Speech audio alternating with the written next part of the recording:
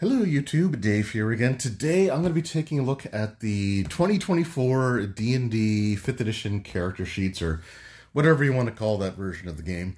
I actually picked this up at my local EB Games, or I guess it's all called GameStop now. I got to start like modernizing with the times, I guess. But I was there to pick up the new Zelda game, Echoes of Wisdom. And they actually just had this there. I actually also have a copy of this pre-ordered from 401 Games in Toronto, but I put it on the same order as the DM screen, so they're not going to send it until both of those things are available. But that's fine, because with the character sheets, what I like to do is have one that I can have opened and make use of if necessary, and have one that I keep sealed. In fact, here are my original 5e character sheets. So this is the one that I have open, and I have actually used some sheets out of there from just when like the printer's down, or we have this annoying thing where the printer uses 3 different color cartridges for the 3 different colors. And if one of them gets low, it makes printing anything, even in black and white, a pain to do. And then I've got my, anyway, that's not here nor there, but this is my sealed copy. So with this one here, like I said, we got some really cool artwork on the front there. I love the Beholder. You got like the Dragonborn, who might be undead, I don't know. If he's one of the villains or one of the player characters, we got like the fighter or ranger type character there. We've got our warlock. We got some skeletons in the background, and this comes in sort of like a thick paper folder. So there's the there's the price that I ended up paying. Again, I am Canadian, so I pay for things in Canadian dollars. So if you look at the price and it seems higher than what you're paying, that's probably why. Now we've got the pull tab here. This is something that I've talked about in a few other videos. And if it's done right, it's actually not that bad. So when I showed it off in my Dragonlance, was a Shadow of the Dragon Queen or something like that, when that adventure came out, that big box set, that had the pull tab right in the center of the top of the box. And that once you pulled it, like, that's it. Like, there's nothing to really do with it. You just have this box that has the 2 top flaps that won't close anymore. They did improve that. I will admit they did improve that for the Deck of Many Things, because once you pull the tab there, it actually creates something that you can tuck into the box to seal it. And I think this is probably going to be the same kind of idea. So as much as I'm not a fan of the pull tabs, I understand like it gets rid of some plastic waste, which is like from an environmental consciousness thing. Like I can kind of understand wanting to eliminate plastic, waste and all that stuff. But I think it's also like an anti-theft thing. I've heard people say, like, so that you can't just like slit it open and steal the contents out and put it back on the shelf, which not really a problem around where I live, but I'm sure it's happened other places. So let's just go ahead and we'll get the painful part over with here, and we'll give that a pull. And that did actually pull nice and easy. It didn't rip or tear anywhere, which is great.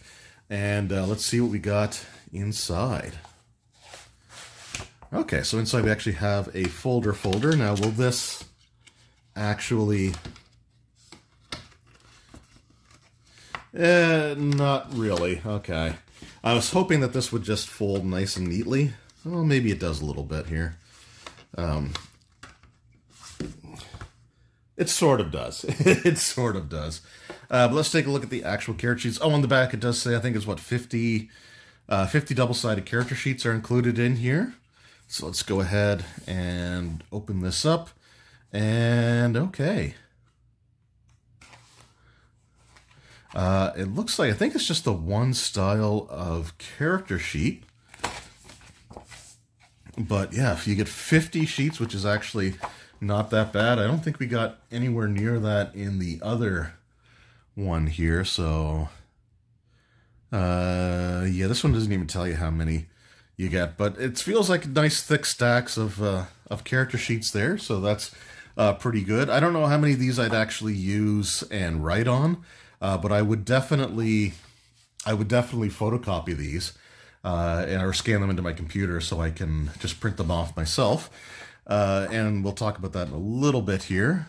And on the back, we just have our spellcasting stuff. So this is the updated character sheet here. So let's take a look and compare it to two different styles of the original 5e character sheet. So we'll take out this one, and we're just looking more or less at like the main page. And then we got this one here. All right, let's just slide this. And actually, the paper stock is actually really nice and thick on these too.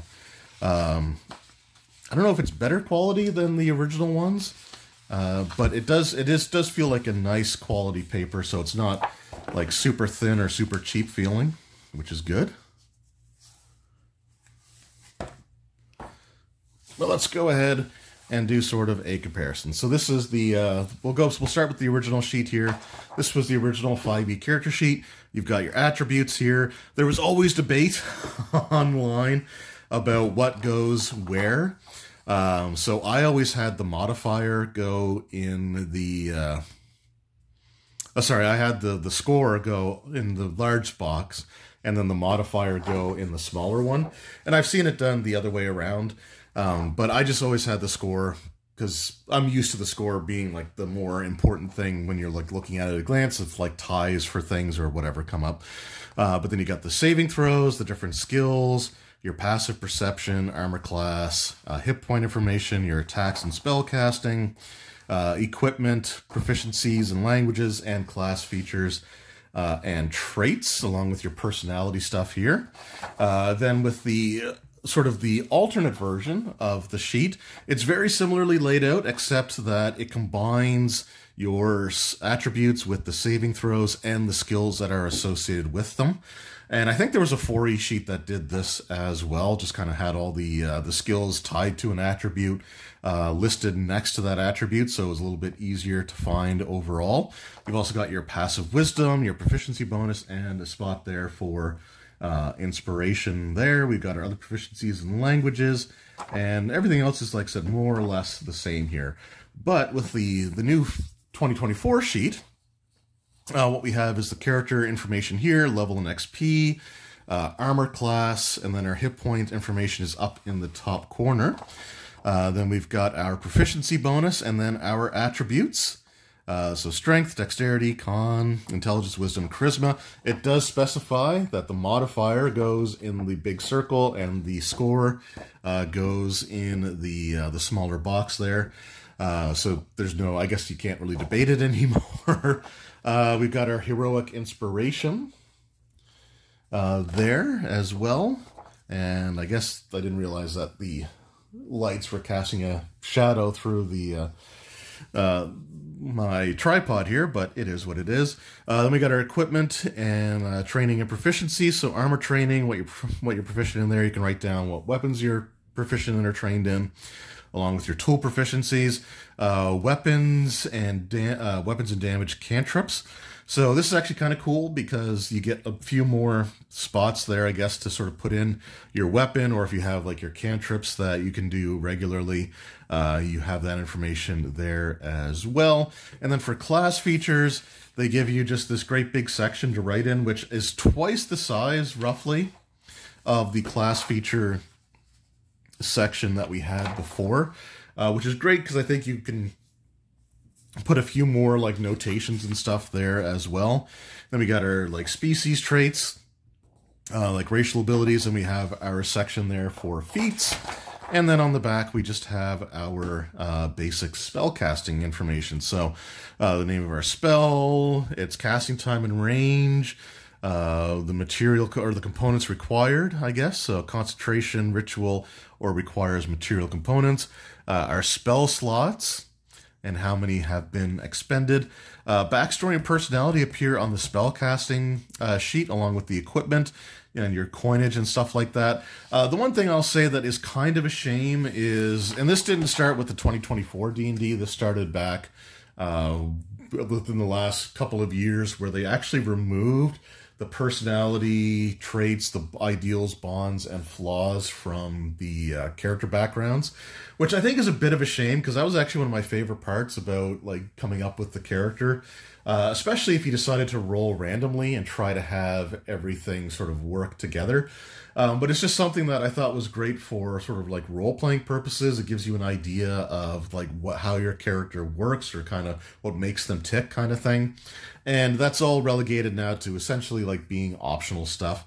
But that's, again, something that's been going on for a little while now. I think it's a shame. I'd love to see that stuff sort of come back. But it is what it is. As far as the character sheet itself goes, I think it's pretty decent.